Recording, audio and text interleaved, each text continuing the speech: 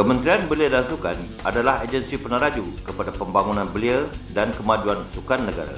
Kepekaan dan keprihatinan terhadap senario belia dan pembangunan sukan sentiasa menjadi fokus kementerian kerana sumbangan besar belia dalam bidang sukan kepada negara. Belia sebagai aset terpenting negara perlu dibangunkan kerana mereka merupakan pewaris pada masa hadapan. Bidang sukan pula menyumbang kepada pelbagai matlamat seperti pemupukan semangat patriotisme, perpaduan, integrasi nasional dan peningkatan tahap kesihatan serta kesejahteraan sosial. Bagi mempersiapkan pembangunan belia dan sukan yang unggul, kementerian telah menggubal satu pelan perancangan jangka panjang bermula dari tahun 2010 sehingga 2015 bagi menentukan hala tuju pembangunan belia serta pembangunan sukan negara yang bersepadu dan menyeluruh ke arah merealisasikan hasrat wawasan 2020 dan misi nasional.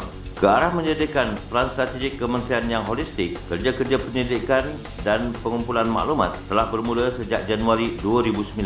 Pada 15 April 2009, kementerian mula diterajui oleh Menteri Belia dan Sukan yang baru, iaitu Yang Berhormat Datuk Ahmad Syarichi. Di bawah Kabinet baru pimpinan Perdana Menteri Malaysia ke-6 Yang Amat Berhormat Datuk Seri Muhammad Najib Tun Razak. Program Bengkel Pelan Strategik yang secara kebetulan dijadualkan di Aikro Melaka pada 15 April 2009 telah ditangguhkan. Melalui kerjasama pihak mampu, Bengkel Pelan Strategik Kementerian telah diadakan semula pada 11 hingga 13 Jun 2009 di Kuantan, Pahang yang dihadiri selama 42 orang pegawai daripada kementerian dan agensi-agensinya. Segala input pada bengkel tersebut telah dirumus dan diselaratkan sebagai intipati kandungan pelan strategik kementerian. Dokumen Pelan Strategik KBS 2010 hingga 2015 dibangunkan sebagai rangka kerja hala tuju bagi tempoh 6 tahun. Pelan ini digubal dengan mengambil kira isu-isu dan cabaran semasa yang sedang dan akan dihadapi oleh golongan belia serta pelbagai isu yang berkaitan dengan pembangunan sukan.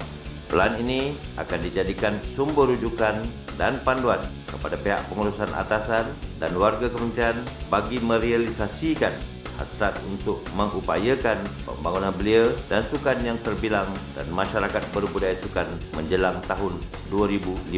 Agenda transformasi Kementerian Belia dan Sukan mulai 2010 adalah dicerminkan sebagai satu gagasan holistik yang menyokong matlamat strategik untuk terus memacu kementerian menjadi agensi peneraju kepada pembangunan belia dan kemajuan sukan yang terunggul. Bagi tujuan mencapai matlamat ini, kementerian perlu memperkukuhkan tekad dengan menjayakan pelaksanaan 7 trust strategik yang diteguhkan dengan pelan tindakan dan disokong oleh amalan nilai bersama.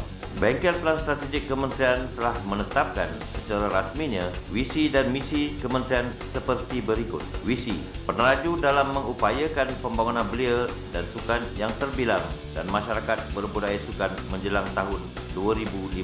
Misi, membina bangsa Malaysia yang patriotik dan bersatu padu melalui program pembangunan belia dan sukan yang strategik.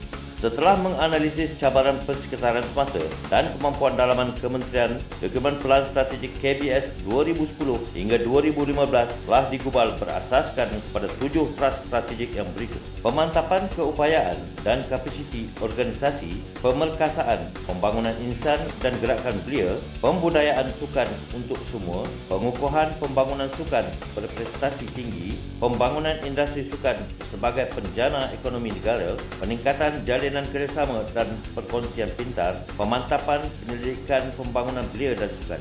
Trust strategik kedua, ketiga, keempat dan kelima adalah merupakan perkhidmatan Trust KBS di mana sistem penyampaiannya akan terarah kepada usaha untuk meningkatkan kualiti perkhidmatan secara berterusan, meningkatkan akses kumpulan sasaran kepada program dan penambahbaikan yang berterusan. Trust strategik pertama dan keenam memerlukan pengembangan usaha dan sokongan padu daripada semua agensi pelaksana termasuk bahagian-bahagian di dalam KBS yang memberikan perkhidmatan sokongan kepada perkhidmatan trust dalam pelbagai aspek seperti perancangan, pengurusan sumber manusia, pengurusan keuangan dan pengurusan maklumat. Matlamat trust strategi ketujuh pula adalah asas bagi KBS mewujudkan satu pusat penyelidikan yang unggul sebagai pusat rujukan pembangunan belia di peringkat kebangsaan, rantau dan antarabangsa. Wawasan kementerian menjelang tahun 2015 adalah: pertama, menjadi agensi yang terunggul di Malaysia dalam memperkasakan